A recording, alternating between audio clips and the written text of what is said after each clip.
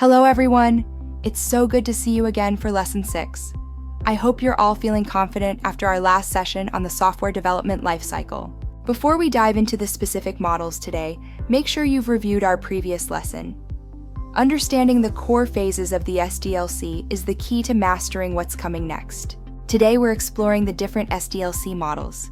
These are the specific strategies teams use to organize their work and deliver high-quality software efficiently. SDLC models provide structured approaches to creation. Each has its own unique characteristics, advantages, and specific situations where it works best. First, let's look at the Waterfall Model. This is the traditional, linear approach where each phase must be completed before the next one begins.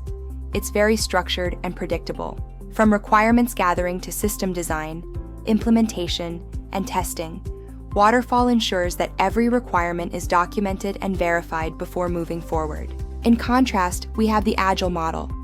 This is all about speed, flexibility, and constant collaboration with the customer to deliver software in short, iterative bursts called sprints. Agile relies on frequent feedback and continuous integration of new code, allowing teams to pivot quickly as project requirements evolve. Then there's the V model, often called the verification and validation model. It's a variation of Waterfall that emphasizes testing at every single stage of development. In the V model, for every development activity, there is a corresponding testing phase, ensuring high-level and low-level designs are verified as they are built. For large and complex projects, we use the spiral model. This model combines iterative development with intense risk analysis to identify and mitigate potential failures early.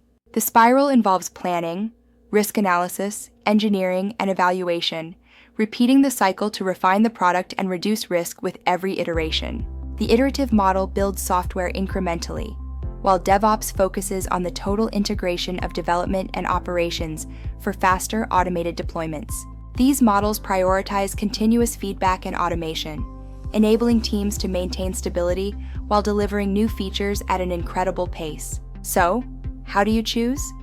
It depends on your project goals. Well-defined projects love Waterfall, while evolving ones thrive in Agile or DevOps. High-risk projects need the spiral model. Always evaluate your project type, budget, and timeline to select the model that provides the best path to a high-quality final product. Fantastic job today!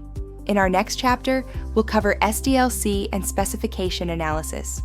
Make sure to practice everything we've learned today at home. Subscribe to the channel for more lessons, and please leave your feedback below. Your comments help us improve. See you in the next lesson. Goodbye.